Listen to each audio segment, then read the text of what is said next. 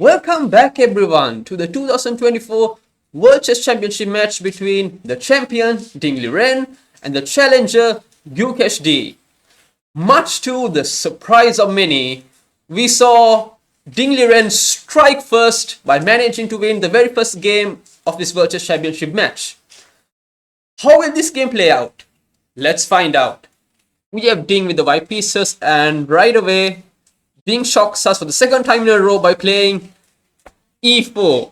We all know that Ding is mostly a d4 player, so for him to play the king's pawn opening, it rarely ever happens. e5 by Gukesh, knight f3, knight c6, and we have an Italian game. Bishop c5 and d3, knight f6, and usually in the top level players mostly play c3, b4. This is the kind of setup most people go for. But Ding plays knight c3, and this is very rarely seen at the top level. One idea of this is perhaps to play knight a4, bishop b6, knight takes b6, just simply exchanging the knight for the dark square bishop, which is why Gukesh responds with a6. And now a4 by Ding, simply stopping b5, and it is as of move 6 that we have a completely new game, because a4 is in fact a novelty.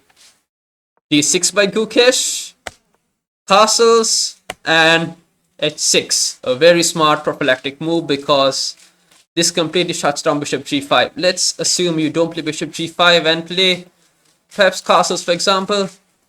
Bishop g5, and let's just say you play like a really bad move like bishop d7, knight d5, and you're just putting a lot of pressure on the knight. This is an idea which happens pretty often amongst the lower elo players. Bishop e3, bishop e6, and now again Ding pushes a5. And now if black were to get greedy and try to go after this pawn by playing bishop b4, that would be an inaccuracy, because white simply has to just take bishop takes e6, f takes e6, and just blow up the center by playing d4. E takes d4, knight takes d4, and as you can see, the pressure white is exerting here is already overwhelming. Knight takes d4, queen takes d4, and white is just simply much better here. Gukesh, seeing this, eliminates white's bishop by playing bishop takes c4, d takes c4, and castles. Here, instead of castling, Gukesh could have instead tried bishop takes c3. This is one of the top engine moves. But the thing is, after f takes c3, these double isolated pawns aren't actually so bad, because this e3 pawn in particular simply prevents any infiltration by black's knights. Knight d4 and knight f4 are no longer possible for black. Gukesh anyway chooses to castle here, and we have bishop takes c5, d takes c5, b3 by Ding, simply holding his pawn structure together. And after queen takes d1, rook takes d1, we have a very symmetrical endgame. Rook a d8 by Gukesh, and now we have a bit of a shocker. As you can see, Ding's rook is on an open file. What does he do? He plays rook dc1, moving it away from an open file. I'm pretty sure many of us would never play like this. This move caused a lot of shock amongst the chess community. I was watching this on Lichess, and people were like, what is Ding doing? Why is he moving his rook away from an open file like that? The top engine move here is actually knight to e1, but one possible reason why Ding did not go for this is because perhaps rook takes d1, rook takes d1, and knight takes a5, but knight d3, and you simply win the pawn back, and white still has a pretty pleasant position. Anyways, Ding chose to play, he probably chose to avoid all this and just play rook dc1.